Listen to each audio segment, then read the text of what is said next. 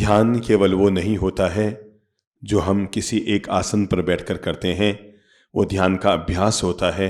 ध्यान वो होता है जब हम जीवन के प्रत्येक कार्य को सजगता पूर्वक, जागरूकता पूर्वक, बोध और होश के साथ संपन्न करते हैं, वो ध्यान का परिणाम होता है। संबोधि साधक केवल आसन पर बैठता है तभी ध्यान में नहीं होता, वो सड़क पर चलता है तब भी ध्यान पूर्वक चलता है। संबोधि साधक जब आसन पर होता है तभी ध्यान में नहीं होता, वो बोलता है तो भी ध्यान पूर्वक बोलता है, वो सोता है तो ध्यान पूर्वक सोता है, वो बोलता है, उठता है, चलता है, फिरता है, खाना बनाता है, व्यापार करता है, बेडरूम में जाता है, नहाता है, धोता है, सारे काम काज करता है, पर उसके पाप कर्म का बंधन इसलिए नहीं होता है क्योंकि वो ध्यान पूर्वक करता है। पुण्य और पाप का संबंध ध्यान से बहुत ज्यादा जुड़ा हुआ है। मैं आपको बता दूं, हमने पुण्य का मतलब समझ रखा है कि किसी को 10 रुपये का दान देना, 2 लाख का दान देना, 2000 का दान देना, 200 रुपये का दान देना ये पुण्य है, और किसी के धन को छीन लेना ये पाप है। पर मैं आपको बता रहा हूं, यहीं तक पुण्य और पाप नहीं है, इसके आगे भी पुण्य और पाप है। पुण्य और पाप का संबंध तन से कम और मन से ज्यादा है। सच्चाई तो यह है कि हम 2 तरह के काम करते हैं, कुछ पाप के काम करते हैं, कुछ पुण्य के काम करते हैं। मुझे आप जरा बताएंगे इनमें कौन सा कार्य होता है जिसे हम छिपाना चाहते हैं और कौन सा कार्य जिसे हम छपाना चाहते हैं? 2 कार्य होते हैं, एक पुण्य का कार्य होता है, पाप का कार्य होता है, एक अच्छा कार्य होता है, एक बुरा कार्य होता है, एक नेगेटिव कार्य होता है, एक पॉजिटिव कार्य होता है। इनमें कुछ काम ऐसे होते हैं जिन्हें हम दूसरों से छिपाना चाहते हैं और कुछ काम ऐसे होते हैं दूसरों को दिखाना चाहते हैं। जरा भी अगर बुद्धि लगाइए कि आपके मन में गलत काम करने के भाव पैदा हुए, या आप छिपाएंगे कि छपाएंगे? छिपाएंगे। आपके मन में किसी का धन देकर आपने हड़प लिया है और अपने पास दबा लिया है, या आप सबको बताना चाहेंगे? या है जो आदमी सबको बताता है ना कि मैंने आज 5000 का दान दिया है, उसने जीवन में कई बार 5-5, 10-10 हजार इधर उधर से कबाड़े हैं, उसने कभी किसी को बताया नहीं है। समझ गए ना? आदमी उन्हें छिपाना चाहता है जो उससे गलत होता है, आदमी उन्हें छपाना चाहता है, दिखाना चाहता है, बताना चाहता है, दूसरों के दिलों में अपने लिए पॉजिटिव जगह बनाना चाहता है जो उसने अच्छे काम किए हैं। और सच्चाई तो यह है, गलत काम को वो छिपाता ही नहीं है, अब तो उसको जितना छोटा कर सके उतना छोटा करने की कोशिश करता है, अगर बाहर खुल के भी आ जाए। और अगर अच्छा काम किया है तो वो बताता ही नहीं है, बढ़ा चढ़ा के बताना चाहता है अपनी तरफ से, मैंने वो किया, मैंने वो किया, मैंने वो किया। मनुष्य के पुण्य और पाप का संबंध मनुष्य के कायिक संबंधों से कम है, मनुष्य के पुण्य और पाप का संबंध मनुष्य के मानसिक योग से ज्यादा है। और मन का संबंध चूंकि व्यक्ति के ध्यान से जुड़ा हुआ है, इसलिए ध्यान साधना में जीने वाले व्यक्ति के हाथों से पाप कर्म का बंधन कम होता है।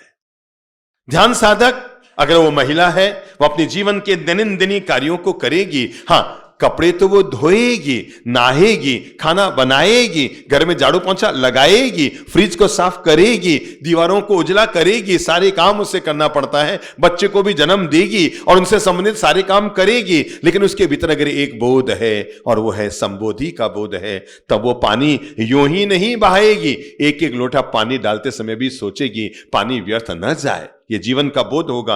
तब वो सीधा यूं ही खाना नहीं बनाएगी कि गए, आटा निकाला, चावल निकाले, भिगोए, आटा भिगोया, सब्जी खटखट काटी और फटाफट चूल्हे पे रखी, तब वो गैस का चूल्हा भी ध्यान पूर्वक जलाएगी। क्या आप सोच सकते हैं, दुनिया में मंदिर तो लोग ध्यान पूर्वक जाते हैं, सत्संग में लोग ध्यान पूर्वक जाते हैं, पर मैं बताऊं गैस का चूल्हा बनाना चलाना भी धर्म, क्योंकि वो ध्यान पूर्वक जलाएगी। वो जाते ही क्या लाइटर यूज नहीं करेगी, लाइटर से पहले वो छोटा सा एक कपड़ा यूज करेगी। आप सोच सकते हैं, गैस को जलाने से के लिए हम सभी लोग लाइटर यूज करते हैं, पर संबोधि साधक सीधा लाइटर यूज नहीं करेगा। वो पहले कोई पूंजनी उठाएगा, पहले कोई चरवला उठाएगा, पहले कोई कपड़ा उठाएगा, कोई सॉफ्ट कपड़ा लेगा। सोचो क्या करेगा है, उस पे जो गैस का चूल्हा है एक और हल्का हल्का हल्का हल्का उस पर क्या करेगा, यूं यूं करना चाहेगा ताकि कोई चींटी, कोई मकोड़ा, कोई सूक्ष्म जीव जंतु रात को उस पे बैठा हुआ हो तो मेरे हाथों से सीधी उसकी मृत्यु ना हो जाए। तय है, जो जन्मता है वो मरता है, जिसकी जब मृत्यु लिखी है वो होती है, पर हमें पाप का बंधन तब हो जाता है जब वो हमारे निमित्त से हो जाती है। आप अगर ये सोचते हैं भाई दुनिया में सारी चींटियां मरती ही है, दुनिया में सारे कीड़े मकोड़े मरते ही हैं, सारे जीव जंतु मरते ही हैं, इसमें मेरा क्या दोष है? आपका जैसे निमित्त मिला तो आपको दोष सर पर आ गया। कौन सी चींटी को कब मरना है ये तो उसकी किस्मत है, पर आपने अपनी भूमिका सोच सोच कर सोचो। अध्यात्म के मार्ग में प्रवेश करने के लिए और अध्यात्म के मार्ग में जीने के लिए हर साधक को यह आत्मचिंतन तो करना ही पड़ेगा कि मैंने मेरी भूमिका वो चींटी को मारने में लगाई थी या चींटी को बचाने में लगाई थी। यह तो चिंतन करना ही पड़ेगा और यहीं से पाप और पुण्य की शुरुआत हो जाएगी, यहीं से शुभ और अशुभ कर्म की शुरुआत हो जाएगी। क्या आज दिन भर में मेरी भूमिका कैसी रही? मरते हुए जीव को बचाने की या चलते हुए जीवों को मारने की?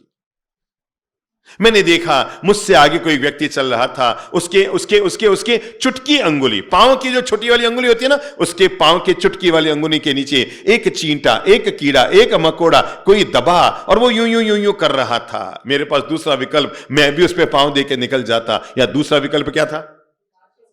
हैं? मैं झट से रुकता, जेब में से रुमाल निकालता और उसको यूं करके, शायद हो सकता है अभी तो वो यूं यूं कर रहा है, पर कच्ची मिट्टी में जाने से, शीतलता में जाने से, पानी का संपर्क पाने से वो फिर से उसमें नई चेतना, नई जान आ जाए। मैं उसे अस्पताल तो चींटे को और कीड़े को नहीं पहुंचा सकता, पर उसको सुरक्षित जगह पर डालकर उसको जीवन दान देने का सौभाग्य तो ले ही सकता हूं। यह संबोधि की सिखावन है, यह ध्यान है, यह मेडिटेशन है, यह प्रज्ञापूर्वक जीवन जीने का तरीका है। समझ रहे हैं ना? संबोधि साधक जो बहन होगी वो सीधा आटा नहीं निकालेगी, आटा लिया, पानी डाला, वो क्या करेगी? क्या करेगी? छानेगी। और छानते छानते अगर समझ लो उसमें कोई क्या आ गई, ईली आ गई है, तो क्या करेगी? क्या करेगी? क्या करेगी? हैं? सीधा यूं ही नहीं फेंकेगी, पास के किसी पौधे के पास जाएगी, कच्ची मिट्टी में जाएगी और किनारे हौले से, मेरे भाई ये इंसान गजब का है, हाथी को मारना इसके हाथ में है, पर एक छोटी सी चींटी को जीवन देना इसके हाथ में नहीं है। और जिसके हाथ में छोटी सी चींटी को जीवन देना नहीं है, उसको मारने का भी अधिकार नहीं है। अगर हम जीवन किसी को दे नहीं सकते तो किसी के जीवन को छीनने में, किसी के जीवन को हनन करने में, किसी के जीवन को छेदन करने में, बेदन करने में, काटने में, मारने में हमारी भूमिका कतई नहीं होनी चाहिए। यह पाप है, यह गलत है। संबोधि इंसान को यह जीवन का पाठ सिखाती है कि इंसान विवेक और प्रज्ञापूर्वक, होश हवास के साथ, सजगता पूर्वक, बहुत सरल है मेरे भाई, यहां बैठकर ओम ओम ओम ओम करना, 1 घंटे तक यूं सीधे बैठे रहना, लेकिन बाहर निकलने के बाद अगर आप जीवन की गतिविधियों को ध्यानपूर्वक जीते हैं, आप चावल भिगो रहे हैं, सीधे निकाल के नहीं डालेंगे। संबोधि साधक क्या करेगा बोलो? जो संबोधि साधना में जीने वाली बहन है उसके लिए क्या मार्ग है? सोचो सोचो, सोच कर सोचो। एक बार चावल को बीन ले, कभी कभी चावल में भी जीव पैदा हो जाते हैं। चावल तो हम फेंक नहीं सकते, पर जीव को बचाने के लिए यह भी तय है, मुझे पता है उसका मरना तय है, आज नहीं तो कल, पर यह आज से कल तक की जिंदगी देने का जो सौभाग्य है, यह ईश्वर ने आपको दे दिया।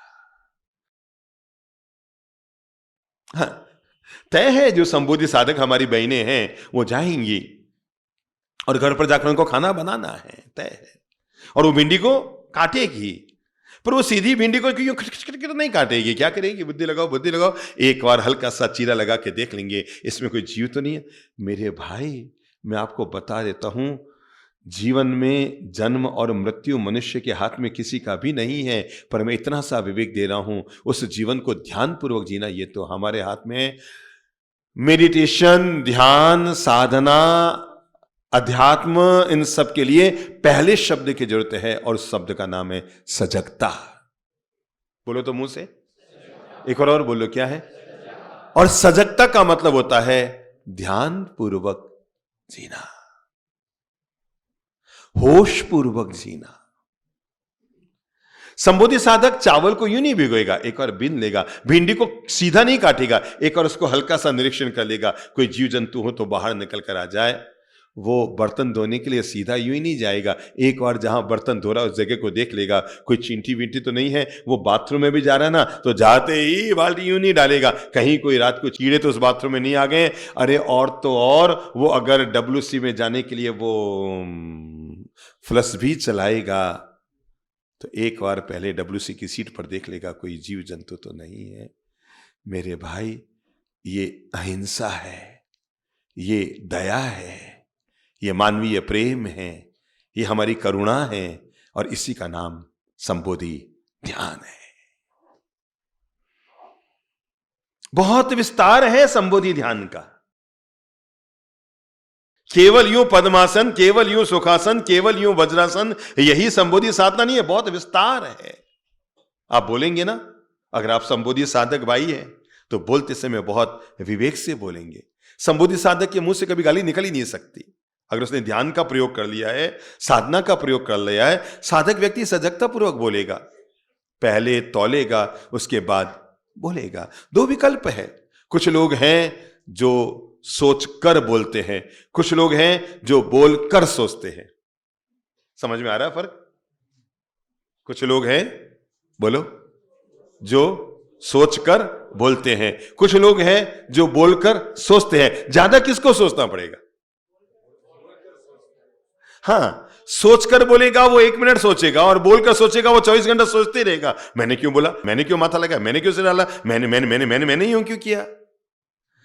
संबोधि साधना मनुष्य को प्रेरणा देती है, जो मन में आया सो मत बोलो, जैसा मन में आया सो मत बोलो, पहले तौलो, उसके बाद अपना मुंह खोलो।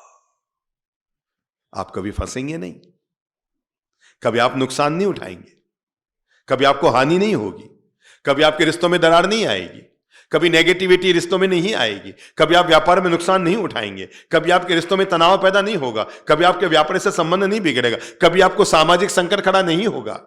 अगर आपने एक ध्यान रखा, किस बात का?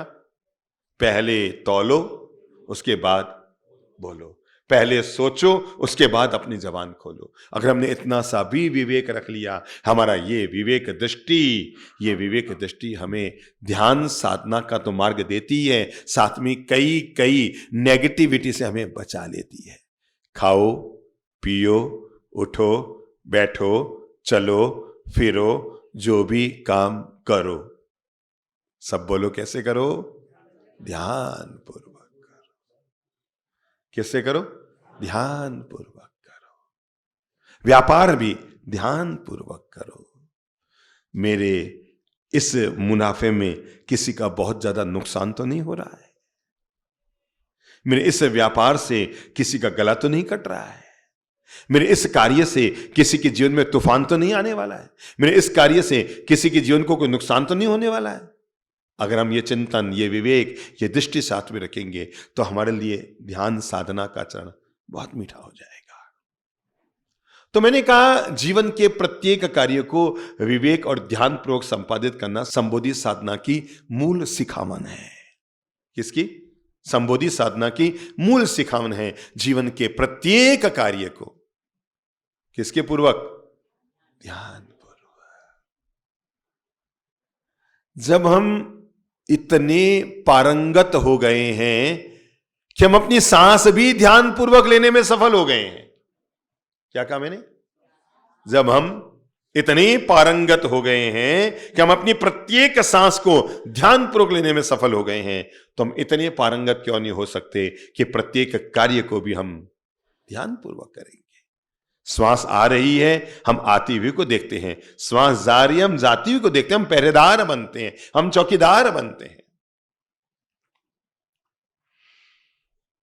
एक संत रोज सुबह 4 बजे नदी के किनारे जाया करते थे, रोज। तो एक अमीर व्यक्ति की कोठी, बंगला रास्ते में आता था, और उसके बाहर खड़ा हुआ चौकीदार रोज उस बूढ़े संत को रोज 3:30-4 बजे जाते हुए देखता। उससे लगता है यार माजरा क्या है, कि कहीं ऐसा तो नहीं चोरियां वोरियां कर करा के माल इकट्ठा करके रोज सुबह इधर से निकलता है। एक दिन उसने उस व्यक्ति को, बाबा को रोक लिया। बाबा रुको। वो व्यक्ति रुक गया। बोलो क्या बात है? तुम कौन हो? क्या कहा? तुम कौन हो? उसने कहा मैं तुझे बताऊं कि मैं कौन हूं, पहले तू बता तू कौन है।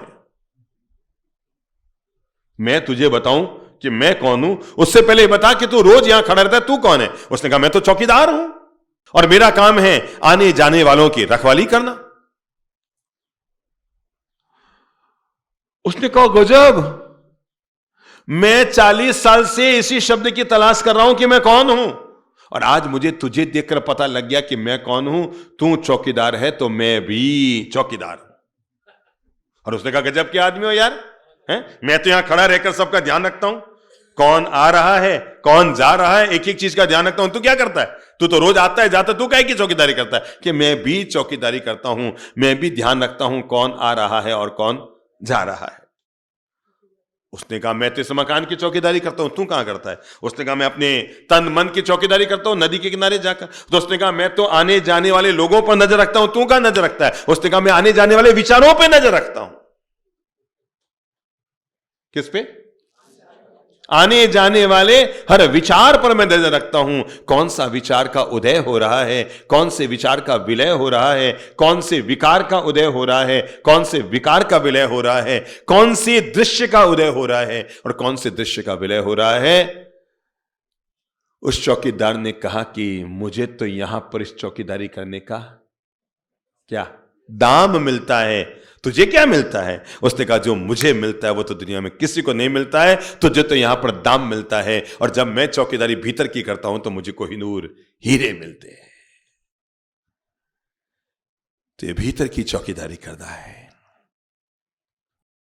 और जब हम ध्यान के मार्ग को कुछ आज समझने की कोशिश करें तो उससे पहले हम इस शब्द पर जरूर आ जाएं कि मैं अपने जीवन के प्रत्येक कर्म को सजगता पूर्वक जीने की कोशिश करूंगा।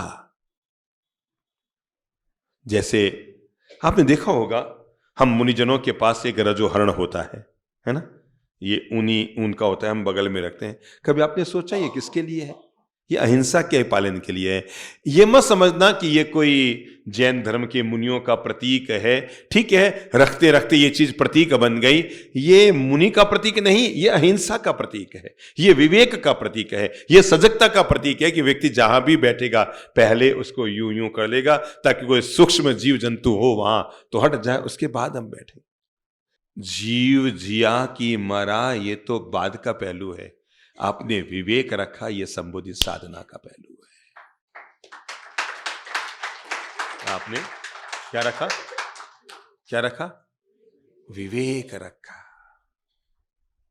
धर्म विवेक में है, अध्यात्म विवेक में है, साधना विवेक में है। हो सकता है जब आप नीचे खाना खाने बैठेंगे, थाली कटोरी आपके पड़ी रहती है और सीधे आप गए और आना शुरू हो जाता है, एक बार थाली पर नजर डालने, उस आधे घंटा के दौरान कोई सूक्ष्म जीव उस थाली पे आके बैठ तो नहीं गया है और वो गरम गरम दाल सीधे आपकी कटोरी में आ रही है। विवेक में धर्म है। जरूरी नहीं है कि रास्ते में कोई चींटी, जरूरी नहीं है कि रास्ते में कोई मकोड़ा यही हो, रास्ते में कोई हरा पत्ता भी हो तो उस पर आपका पाँव नहीं पड़ना चाहिए। क्या? क्योंकि पेड़ से टूटते ही पत्ता सूखता नहीं है और पेड़ से टूटते ही पत्ता जीवाणु मुक्त होता नहीं है। तो हम विवेक रखें, कोई जीव की हिंसा ना हो जाए। सजगता में ही धर्म है, विवेक में ही धर्म है, ये बात हमें भली भांति समझ लेनी होगी।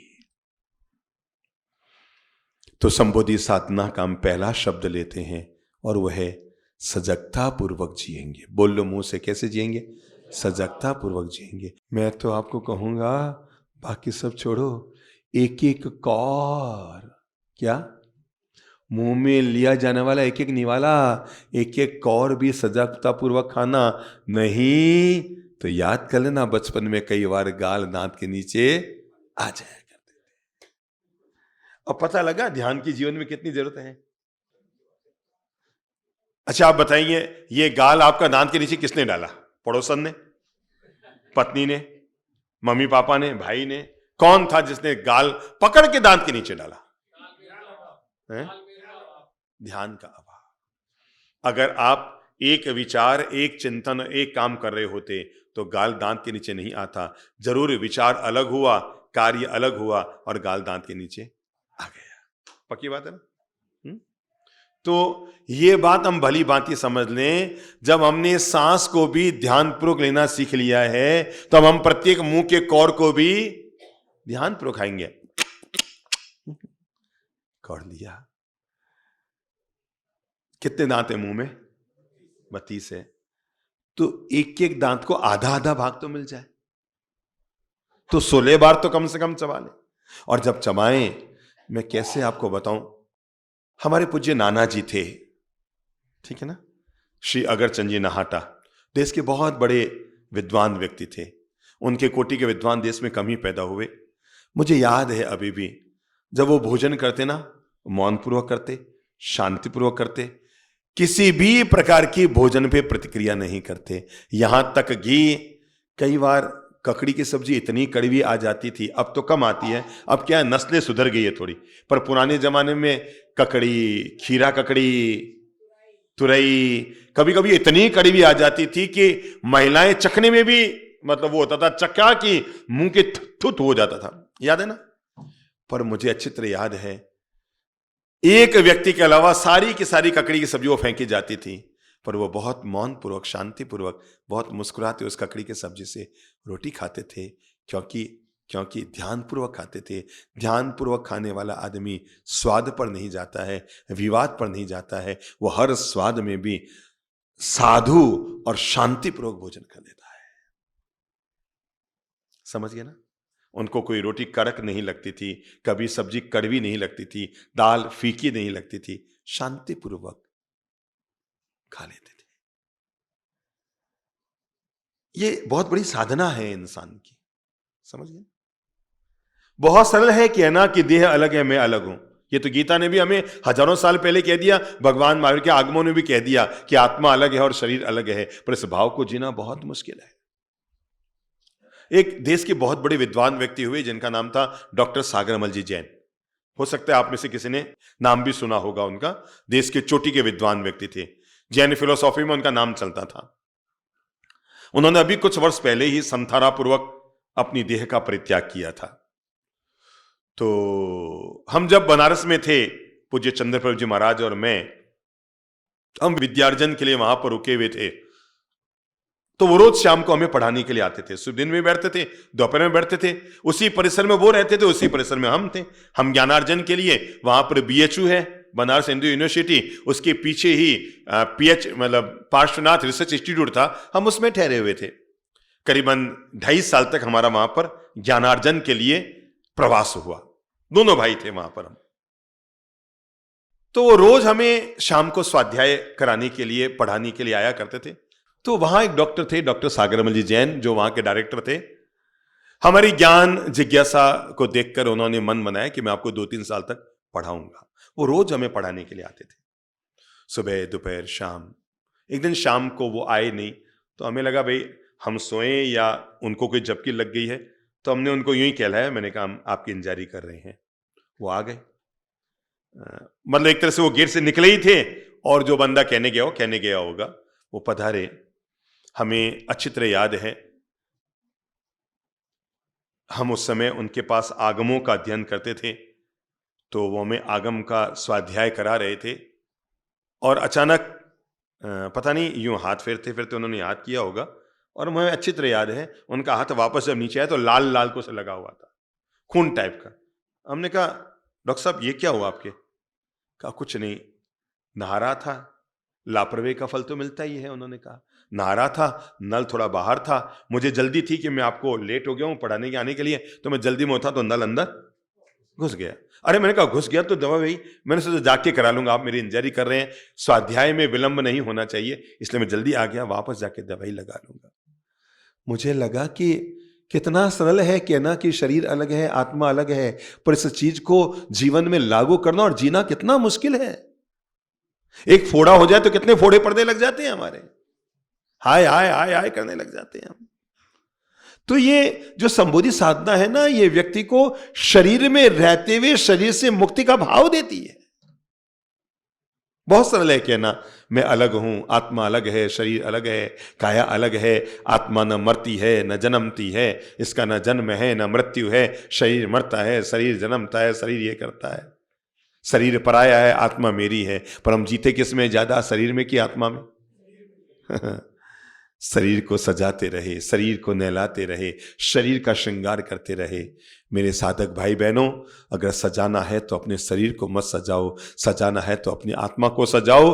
उस शरीर को मत सजाते रहो जिसको एक दिन मिट्टी में मिल जाना है। सजाना तो आत्मा को सजाओ जिसको परमात्मा के पास जाना है। उस शरीर को श्रृंगारित मत करते रहो जिसको एक दिन मिट्टी में मिल जाना है। श्रृंगारित करना है तो किसको करो? बोलो बोलो बोलो, अपनी आत्मा को करो, क्योंकि यही है। अरे ये मिट्टी तो मिट्टी में मिल जाएगी, पर चेतना फिर भी परम चेतना के पास जाएगी।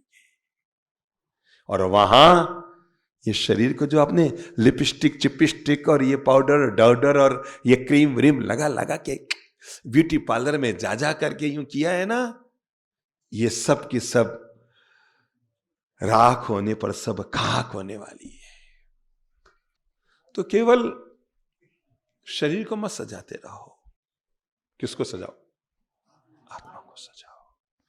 बहुत सरल है मेरे भाई, देह अलग है, शरीर अलग है कहना, पर इसको जीना बहुत मुश्किल है, बहुत मुश्किल है।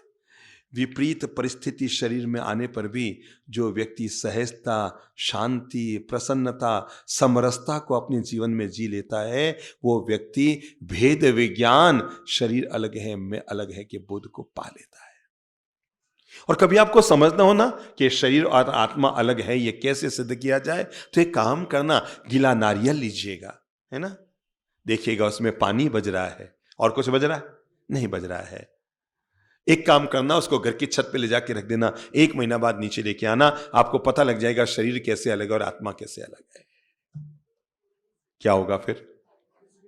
पानी सूख जाएगा। ये राग, ये आसक्ति, ये संसार की माया, ये विकार, ये वासना का पानी साधना से सूख जाएगा। और उसके बाद बजाओगे तो गोटे की आवाज साफ साफ आएगी। ये गोटा अलग है, नारियल अलग है, ठीकरी अलग है और पानी अलग है। जिससे इसका भेद मिल गया, वही व्यक्ति वेद विज्ञान को पाता है। शरीर अलग है और आत्मा अलग है। ये जो भेद विज्ञान है ना, नौका अलग है, नाव अलग है, नाविक अलग है और सागर अलग है। सब एक दूसरे से जुड़े हुए हैं, पर सबके सब एक दूसरे से अलग है। तो हम अपने भीतर ये विवेक, ये प्रज्ञा जरूर पैदा करें कि मैं अपने जीवन के प्रत्येक कार्य को बहुत सजगता पूर्वक जीऊंगा। उठो बैठो, खाओ पियो, चलो फिरो, जो भी काम करो, क्या सजगता पूर्वक। जितनी जरूरी है कि हमारे भीतर सजगता हो, उतनी ही जरूरी है जिंदगी में हर इंसान के जोड़ने के लिए कि सजगता के साथ साथ हर व्यक्ति के भीतर धीरजता भी हो। क्या हो? धीरजता भी हो। यूं घी खाया और हाथ में मसल के देखो चिकनाई आई क्या? यूं तो नहीं आएगा ना। धीरे धीरे रे मना, धीरे सब कुछ होए। माली सींचे सहो गढ़ा, परितु आए फल होए। धीरजता रखनी पड़ेगी। थोड़ा सा 5-7 दिन का हम ध्यान का प्रयोग करते हैं और हमारे मन में बार बार विचार उठते हैं, अरे यार फालतू तो नहीं आए अपन, कुछ हो तो नहीं रहा है अंदर, ऐसा कुछ प्रकाश तो नहीं आ रहा है अंदर, ऐसा कुछ उजाला तो नहीं मिल रहा है अंदर, ऐसे कोई आत्मा सामने तो नहीं आ रही है, भगवान तो नहीं दिखे हैं अंदर। 5-7 दिन में तो हम कई कई चीजें चाहने लग जाते हैं। अरे 5-7 दिन में तो टाबर नहीं हो पाता है, तो ध्यान का क्या परिणाम आएगा?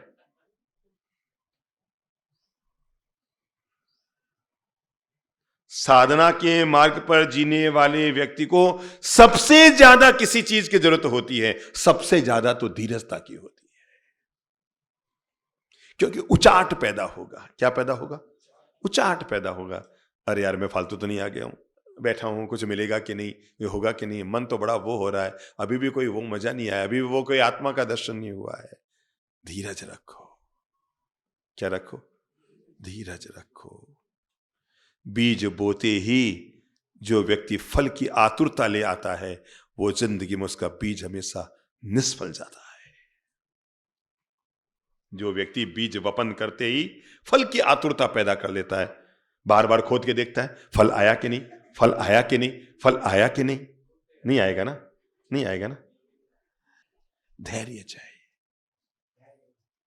ये साधना का मार्ग अनंत है और अनंत के मार्ग पर चलने के लिए अनंत धैर्य चाहिए। गुनगुने प्रयास परिणाम नहीं देते, जैसे गुनगुना पानी भाप नहीं बनता।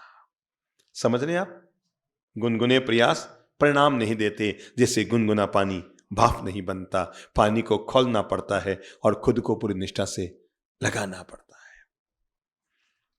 एक कहानी सुनाता हूं आपको, बहुत बचपन में सुनी थी मैंने, और जब मैं सुनाऊंगा तो दो चार को याद भी आ जाएगी। कहते हैं नारद जी एक बार भगवान जी के पास जा रहे थे, ब्रह्मा जी के पास। तो उन्हें एक बूढ़े संत मिले। कहा भाई ब्रह्मा जी के पास जा रहा हूं, कोई काम हो तो बता दो। क्या नहीं ऐसा कोई काम नहीं। क्या नहीं बता दे, जा तो रहा हूं, तेरा कोई प्रश्न पूछा हूं कि ब्रह्मा जी से पूछ के आ जाना मेरी मुक्ति कब होगी। ठीक है।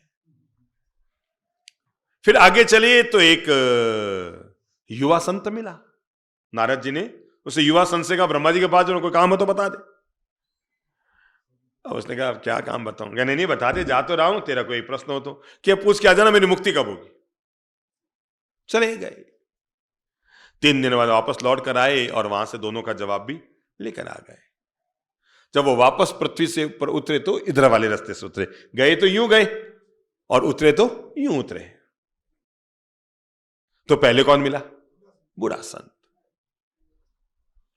महाराज नमस्कार। अरे आगे नारद जी आगे, नमस्कार नमस्कार नमस्कार। वो मेरे प्रश्न का जवाब, अरे हाँ भगवान ने जवाब दे दिया है और कहा है 10 जन्म के बाद तेरी मुक्ति हो जाएगी। क्या कहा? 10 जन्म के बाद तेरी 10 जन्म भाड़ में जाए ये साधना है। पूरी जिंदगी मैंने बेवजह ही लगा दी। पूरी जिंदगी भर ओम ओम ओम ओम ओम ओम करता रहा, जंगल में बैठा रहा, योग करता रहा, साधना करता रहा, पेड़ के नीचे तपता रहा, जमीन में खपता रहा, और तुम अभी भी 9 जन्म और 10वें जन्म में जाके मुक्ति की मिलेगी। मुझे नहीं करना। और ये सोचकर उसने अपने कपड़े लत्ते उतारे और दुनिया से वापस संसार में भगा के कहा कि ऐसी साधना करूं 10 जन्म तक करनी पड़ेगी। भाग गया बाबा जी, भाग गए। नारद जी घबरा गए। अरे यार बेवजह मैंने किसी को संसार में साधना कर रहा था बैठे बैठे 10 जन्म, मैं तो बताया खुश हो जाएगा, 10 जन्म में मुक्ति हो जाएगी, है ना। अब मैं आपको बोलूं आप 35 बार यहां साधना करने आएंगे संबोधि धाम में तो आपके ध्यान सज जाएगा। आप कहेंगे यार 35 बार तो पहली बार है, 34 बार और आना पड़ेगा। नहीं ये तो भारी खेल है। अब आगे कौन मिला? जवान संत। उसने पूछा भगवान ब्रह्मा जी ने कुछ मेरा जवाब दिया। कहा रहने दे। कहा नहीं बताओ ना। कि नहीं रहने दे। कि नहीं बताओ ना। कि नहीं रहने दे यार। अरे महाराज बता दो ना, जब पूछ के आए हो जाके तो आई हो, बता दो ना कितने जन्म में मुक्ति में। नहीं रहने दे, एक काल तो देख के आया हूं, एक काल तो देख के आया, तो रहने दे रहने दे रहने दे। अरे उसने कहा महाराज पांव पकड़ लिए। महाराज ऐसे क्या करते हो, पूछ के आगे बता दो ना। नारद ने कहा तुझे बहुत तकलीफ होगी मुझे पता है, पर तुझे बता देता हूं। अब मैं भगवान से पूछ के आया हूं तो सच्चाई तो यह है कि भगवान ने कहा है तो जिस पेड़ के नीचे बैठा है उसमें जितने पत्ते हैं उतने जन्म के बाद तेरी मुक्ति हो जाएगी। इमली का पेड़। तो ऊपर नजर डाली। नारद ने सोचा ये तो पहले वाला गया तो गया, ये तो भागने वाला है। प्रणाम करो उस युवा संत को। खड़ा हो गया और वही नारद को लगा ये लोटा लंगोटिया छोड़ के गया। उसने दोनों हाथ ऊपर किए, शुक्राना अदा किया। Narad ji thank you, Narad ji thank you, Narad ji thank you. अच्छा लगा है मैं ऐसे पेड़ के नीचे बैठा हूं जिसमें कौन से पत्ते हैं? इमली के पत्ते हैं। आज ये पक्का भरोसा हो गया। मैं बहुत खुश हूं आपके जवाब से। मुझे इस जीवन में पहली बार इतनी खुशी मिली है। भले ही इमली में जितने पत्ते हैं उतने जन्म के बाद मेरी मुक्ति होगी, पर यह तो तय हो गया कि मेरी मुक्ति जरूर होगी। बस मेरी साधना करने के लिए इतना ही बात मेरे लिए काफी है। और वो ध्यान में डूब गया। क्या हो गया, क्या हो गया, क्या हो गया? ये कहानी याद रखना जिंदगी भर। जब जब मन में उचाट पैदा हो ना, कुछ मिला तो नहीं, कुछ हुआ तो नहीं, वैसे के वैसे, वही ड्रेस वही एड्रेस, कुछ बदलाव तो हुआ ही नहीं। बदलती है, चित्त की चेतना बदलती है, 100% बदलती है, धीरे धीरे एहसास होता है। जैसे अमावस का चांद पूनम में बदलता है, पूनम का चांद अमावस में बदलता है, हम समझ नहीं पाते पर बदलता है, रोज रोज बढ़ता है।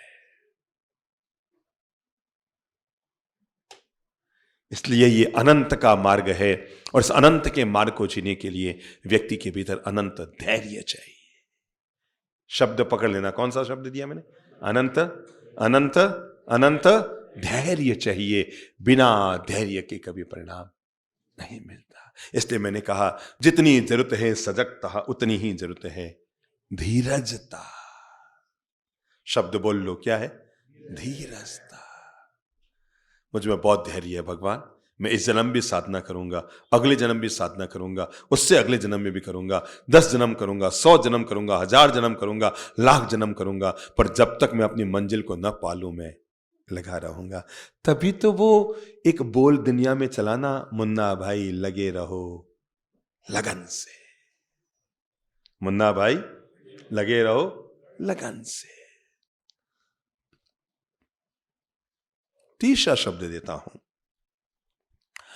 सजगता। दूसरा मैंने कहा धीरजता। एक और शब्द बहुत जरूरी है, उसके बिना बार बार आप भटक जाएंगे, और वो है सहजता। बोल लो, क्या है? सहजता। हर परिस्थिति में सहजता। हर व्यक्ति, वस्तु, परिस्थिति जब जो हमारे सामने आ रही है, हर चीज में सहजता है। सहजो समाधि बली। समाधि वो बली होती है जो सहजता के साथ हमारी जिंदगी में आती है। सहजता है। आप कहीं गए, जाते आपका सम्मान हुआ, आनंद है। आप अगले मुकाम पर गए, आपको पूछा ही नहीं गया। हो सकता है जब आप पिछली बार आए थे यहां पर शिविर में, तो आपको एसी वाला रूम हिस्से आ गया होगा, थोड़ा गद्दा वद्दा हिस्से आ गया होगा, और इस बार आपको बिछाना जमीन पर सोने वाला और पीछे वाला रूम हिस्से में आया होगा। सहजता है। अरे यार, पिछली बार आए थे तब तो, पिछली बार आए तब तो, पिछली बार आए तब तो। व्यक्ति, वस्तु और परिस्थिति के परिवर्तित होने के बाद भी जो व्यक्ति अपने मन में सहजता का भाव रखता है, ठीक है, एक बार करो तो, ठीक है, ठीक है। जरूरी नहीं है कि जब आप यहां से घर पहुंचेंगे तो सब कुछ आपके मन के अनुकूल ही होगा, प्रतिकूल भी होगा, ठीक है, कोई बात नहीं। सहजता से ले लो।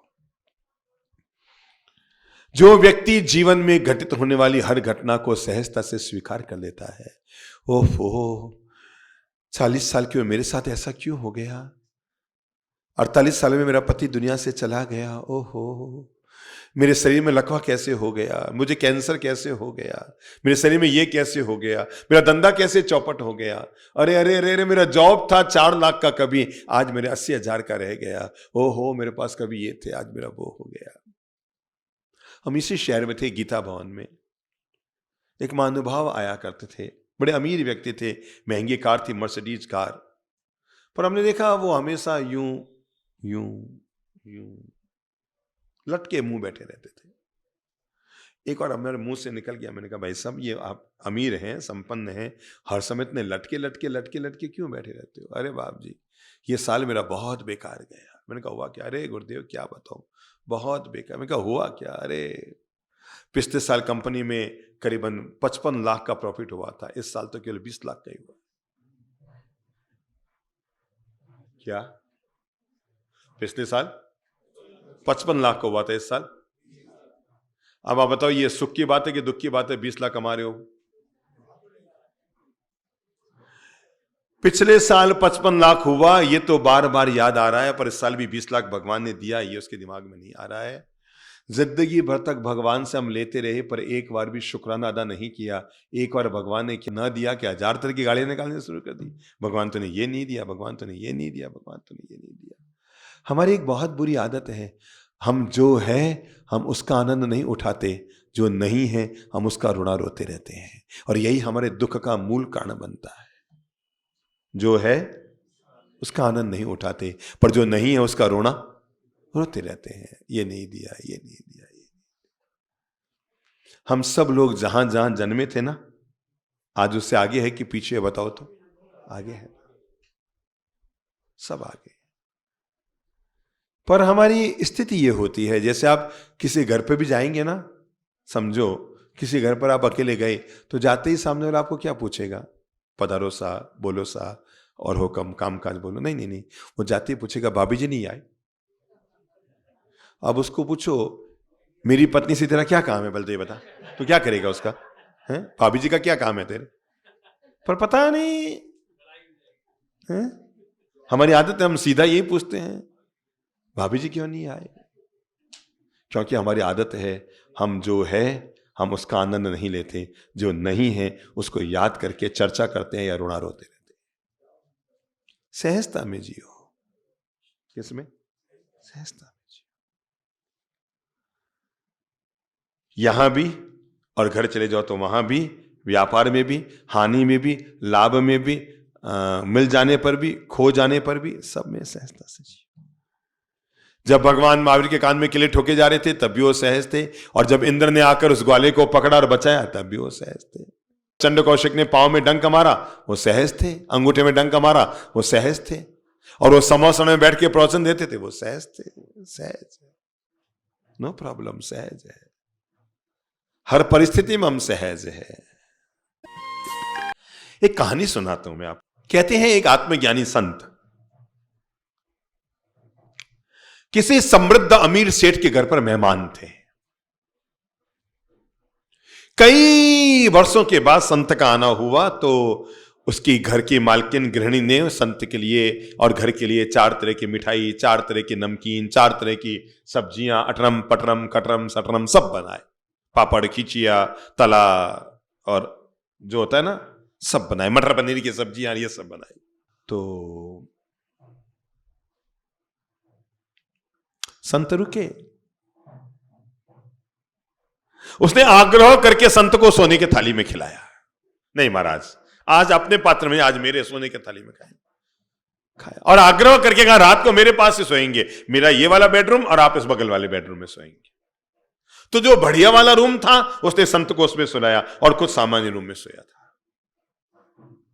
पर पता नहीं रात को 2 बजे उसकी नींद खुली। किसकी? संत की नहीं, घर के मालिक की। सोचा यार ये संत कैसे आदमी है, मुझ में इनमें क्या फर्क है? इन्होंने भी कल 4 मिठाइयां खाई, मैंने भी खाई। इन्होंने 4 सब्जियां खाई, मैंने भी खाई। इन्होंने 4 पकवान खाए, मैंने भी खाए। ये भी रात को एसी में सोए, बंगले में सोए, और ये कमरे में सोए बढ़िया वाले में, मैं भी यहीं सोया। फिर मुझ में और इनमें क्या फर्क है? आपके मन में कई बार आता होगा ना, महाराज में हमें क्या फर्क है, इनके भी कपड़े हैं मेरे भी हैं, ये भी खाते पीते उड़ते बैठते चलते फिरते, हम भी खाते पीते, फिर इनमें मुझ में फर्क क्या है? रात भर दिमाग में चलता रहा मुझ में इनमें फर्क क्या है, एक ही तो है, अपन इनमें क्या फर्क है, एक ही तो है हम दोनों। और थोड़ा सा संत के मुंह लगा हुआ था तो पूछ लिया उसने जाते जाते महाराज से, महाराज एक बात बताओ, ये रात को आप भी इसी सुंदर मकान में एसी में सोए, मैं भी यहीं सोया, आप भी 4 तरह की मिठाइयां खाई, मैंने भी खाई, आप भी वो मैं भी वो, सब सुख तो सब आप में मेरे में फर्क क्या है? महाराज रात रात भर मेरे मन में आता रहा कि आप में और मुझे में क्या फर्क है। संत ने कहा बात तो तेरी ठीक है, मैं भी यही खाया, तू भी, मैंने 4 मिठाइयां खाई, मैं भी तेरे इसी महल में सोया, तू भी महल में सोया, वास्तव में मुझ में तुझे फर्क तो नहीं है कुछ भी। अब मैं चलूं भैया? हो महाराज फिर आना, महाराज फिर आना। महाराज वो महाराज निकले तो क्या करोगे, मतलब दरवाजे तक तो छोड़ने जाओगे ना, कोई मेहमान दरवाजे छोड़ने गए और महाराज हाँ चलो चलो भैया चलो चलो चलो, गली तक आ गए, नुक्कड़ तक आ गए, गांव तक आ गए, गांव के परकोटे तक आ गए। महाराज एक बार बोल भी नहीं रहे कि भैया अब तो हो गया, बस रुको मैं निकल जाऊंगा। अब वो सेठ बार बार सोचते हैं एक बार महाराज बोल दे कि भाई हो गया बस आप रुको मैं जाता हूं, अपन कहते हैं ना भाई ठीक है मैं चला जाऊंगा। 1 मील 2 मील 3 मील, सुबह के 10 बज गए, महाराज चले जा रहे हैं, सेठ बार बार पीछे देखता है, कभी इधर कभी उधर, बार बार पीछे देखता है। और यार 9 मील आ गए, अरे 10 मील आ गए, अरे 11 मील आ गया, महाराज पागल है क्या, कह ही नहीं रहे एक बार भी रुक जा। अब वो चला के कैसे बोले, वो क्या हाँ महाराज चलो, महाराज चला, हाँ चलो चलो चलो चलो चलो चलो चलो चलो चलो चलो। चलते चलते 10 मील 11 मील 12 मील आ गए, 6 कोस पार कर लिए। और जब महाराज ने देखा तो देखो वो पीछे देख रहा है। तो संत ने कहा भाई कुछ समझ में नहीं आ रहा है, तुम बार बार पीछे मुड़ मुड़ के क्या देख रहा है? उसने कहा महाराज क्या बात करते हो, पीछे मुड़ मुड़ के क्या देख रहा हूं? अरे मेरा मकान है, मेरी बीबी है, मेरे बच्चे हैं, मेरी कोठी है, मेरा धंधा है, मेरा शोरूम खोलना है महाराज। 11 बज गए हैं, आप तो चले ही जा रहे हैं महाराज। एक बार भी आपने नहीं कहा रुक जाओ। मैं कैसे रुकूं महाराज? पीछे मेरी पूरी दुनिया बसी है, इसलिए बार बार पीछे मुड़ रहा हूं। संत ने कहा जा, आराम से घर पे जा, मेरी दुआएं शुभकामनाएं तेरे साथ है, पर जीवन का बोध ये लेके जा, जहां से तू आया वहीं से मैं आया हूं। जो कल तूने खाया वही मैंने खाया है, जहां तू सोया वहीं मैं सोया हूं, और दोनों वहां से निकल कर आए हैं। तूने पूछा था ना मुझ में और तुझ में फर्क क्या है? इतना सा फर्क है, निकल के तो मैं भी वहां से आया हूं, निकल के तू भी वहां से आया है। मैं आगे देख रहा हूं, तू पीछे देख रहा है, बस यही फर्क है। और यही फर्क ही जीवन भर जब तक बना रहेगा। मैं साधक संत हूं, तू गृहस्थ में बना रहेगा। ये फर्क है। निकल के दोनों आए हैं, मैं निकल के आगे जा रहा हूं, तो निकल के भी पीछे जा रहा है। तो जीवन के प्रत्येक कार्य को बहुत संकल्प ले लो, सजगता पूर्वक काम करेंगे, पर जो भी परिणाम आ जाएगा उसे सहजता पूर्वक स्वीकार कर लेंगे। यह संबोधि साधना की मुख्य सिखावन है। सजगता पूर्वक काम करेंगे, जानबूझ के गलत काम नहीं करेंगे, लापरवाही नहीं करेंगे, सजगता से उतरेंगे। फिर भी चोट लगी तो स्वीकार है। सजगता पूर्वक खाएंगे, फिर भी गाल दांत के नीचे आ गया तो ओके। सजगता पूर्वक धंधा करेंगे, फिर भी नुकसान लग गया, कोई बात नहीं, लापरवाही से नहीं जिएंगे। और नंबर 2, जो परिणाम आ गया उसे प्रेम से स्वीकार कर, ठीक है, कोई बात नहीं, ऐसा जीवन में योग था, हो गया, नो प्रॉब्लम। अगर आप अंतिम शब्द इसके साथ जोड़ना चाहते हैं जिंदगी जीने के लिए, तो अंतिम शब्द है, और वह है जिंदगी के हर पल हर क्षण को प्रसन्नता के साथ जिएंगे। मुंह से शब्द बोल लो, प्रसन्नता के साथ जिएंगे। जितनी दुनिया में हरियाली की जरूरत है, उतनी ही जिंदगी में खुशहाली की जरूरत है। प्रसन्नता के साथ जिएंगे। एक बार मुस्कुराओ तो बस। हमारा वो वाक्य सदा याद रखिएगा, लाइफ को एंजॉय करते रहो ताकि एंजियोग्राफी ना करानी पड़े। क्या करो? जिंदगी को एंजॉय करते रहो ताकि बुढ़ापे में एंजियोग्राफी की नौबत ना आ जाए। एंजॉय करो, हर काम को एक्सीलेंट कीजिए, पर हर परिणाम का एंजॉय कीजिए, ठीक है, आनंद है।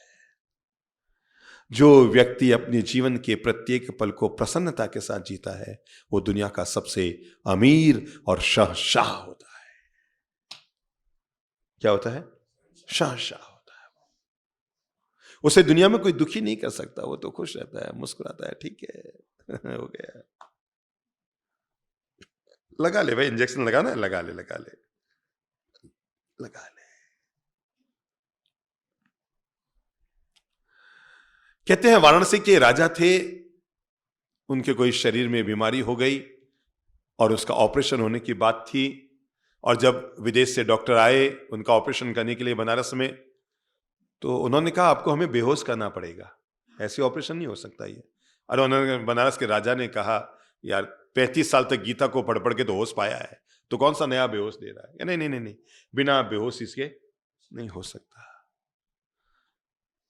तो बनारस के राजा ने कहा कि अगर तुम्हें ऑपरेशन करना है आराम से कर लो, मैं बेहोश नहीं होऊंगा। क्या?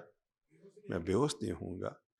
मैं इस ऑपरेशन के दर्द का भी एहसास करना चाहता हूं, इसको देखना चाहता हूं, और इस दर्द में भी प्रसन्नता को कैसे जिया जा सके, मैं इसका आनंद लेना चाहता हूं। कहा ये तो हो ही नहीं सकता, असंभव है। कहते हैं तब उन्होंने कहा एक काम करो, मुझे गीता की किताब ला कर दे दो। क्या कहा डॉक्टरों से? मुझे गीता मंगवा दो, मैं गीता पढ़ता रहूंगा, आत्मा में डूब जाऊंगा, पता लग जाएगा शरीर अलग है आत्मा अलग है, तुम ऑपरेशन कर लेना। सच्ची बताऊं ये इतिहास की घटना है।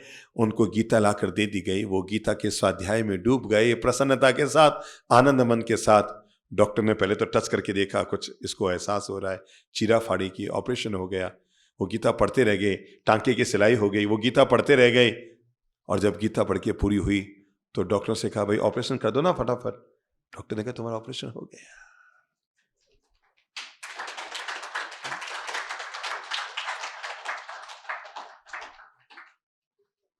ये जो भेद विज्ञान होता है ना, शरीर अलग मैं अलग, ये एक दिन में नहीं आता है, लगातार लगे रहने से आता है। भगवान महावीर के कान में जब कीले ठोके तो वो मुस्कुरा रहे थे, पता है क्या आपको? और जब कीले निकल आए तो उनकी आंख में आंसू आ गए थे। कील ठोकी गई तब तो ये मुस्कान थी कि मेरे कर्म का उदय आया, अच्छा हुआ कर्म कट गया। पर जब कील निकल रही थी इस बात के लिए आंसू थे कि जिसने मेरी कान में कील ठोकी है, कभी भविष्य में उसके कोई कील ठोकेगा तो वो दर्द को कैसे सहन करेगा। समझे? तब आदमी महापुरुष बनता है। ये बातें ठोकने से आदमी महापुरुष नहीं बनता है, तीर्थंकर नहीं बनता है, भगवत पुरुष नहीं बनता है, क्यों? ऊंची बातों से नहीं बनता है। ये ऊंचे ऊंचे कर्म, ऊंची क्रियाएं, ऐसे विपरीत वातावरण में भी प्रसन्नता, शांति, सहजता, समाधि, समरसता, धीरजता, ये सब सद्गुण जब भीतर उतरते हैं तो महापुरुषों का जन्म होता है। हम तो कह देते हैं अमुक ग्रह नक्षत्र था, उत्तरा फाल्गुनी नक्षत्र था, या चैत्री का महीना था, या भाद्रों का महीना था, अष्टमी का दिन था, और मध्य रात्रि में भगवान अवतरित हुए। वो तो एक शरीर अवतरित होता है, भगवान वो तब बनता है जब जीवन में ऐसी घटित होने वाली घटनाओं से पार लगता है, तब आदमी भगवान बनता है। इसलिए मां के पेट से भगवान पैदा नहीं होते, मां के पेट से बालक पैदा होता है। वो भगवान तब बनता है जब ऐसा महान जीवन जीता है, तब आदमी भगवान बनता है। भ यानी भूमि, ग यानी गगन, व यानी वायु, अ यानी अग्नि, और न यानी नीर। पंच तत्वों के पार जो चीज निकल जाती है वो सत्य का नाम भगवान होता है। भ यानी भूमि, ग यानी गगन, व यानी वायु, आगे क्या है अ यानी अग्नि, और इसके बाद क्या है न यानी नीर। ये जो क्षितिजल पावक गगन समीरा पंचभूत रचित अधम शरीरा, इससे जो पार निकल जाता है वो भगवान की शैली में पहुंचता है, वो भगवान के दर्जे में आता है, जो इन सब से पार निकल जाता है। तो इसलिए मेरे भाई, आज का अंतिम मंत्र दे रहा हूं, मन से जोड़ लो। परिस्थिति हाथ में नहीं है। कल हम में से कौन मिलेगा नहीं मिलेगा हाथ में है नहीं, परिस्थिति हाथ में नहीं है। आज हम एक चीज जो हमारे हाथ में भगवान ने दे रखी है उसको हम खुद से जोड़ लेते हैं, और वो है मनस्थिति। क्या है? सदा बाहर आनंद से भरी रहे हमारी मनस्थिति। परिस्थिति बिगड़ना पार्ट ऑफ लाइफ है, पर मनस्थिति को प्रसन्नता से भरे रखना यही आर्ट ऑफ लाइफ है। परिस्थिति कभी पत्नी बिगाड़ेगी, कभी पति बिगाड़ेगा, कभी पुत्र बिगाड़ेगा, कभी पापा बिगाड़ेंगे, कभी परिजन बिगाड़ेंगे, कभी पड़ोसी बिगाड़ेंगे। परिस्थिति बिगाड़ने के लिए दुनिया बहुत बैठी है, हमारी परिस्थिति बिगाड़ने के लिए दुनिया बहुत बैठी है। पर तय ये कर लो, ऐसा नहीं है कि सामान्य आदमी की परिस्थितियां बिगड़ती है और अध्यात्म में जीने वाले व्यक्ति की परिस्थिति नहीं बिगड़ती, ऐसा नहीं है। सबकी बिगड़ती है, अध्यात्म वाले की ज्यादा बिगड़ती है। पर अध्यात्म वाले के पास एक दौलत होती है जिससे बिगड़ी हुई परिस्थितियां उस पर हावी नहीं होती है, और वह उसकी अच्छी मनस्थिति होती है। और ये जो पॉजिटिव मनस्थिति इंसान की होती है ना, ये मनस्थिति उस पर परिस्थिति को हावी नहीं होने देती। इसलिए छोटी सी दुर्घटना पर सामान्य इंसान टूट जाता है, पर बड़ी से बड़ी घटना हो जाने के बाद भी महापुरुष मजबूत और अडिग बने रहते हैं।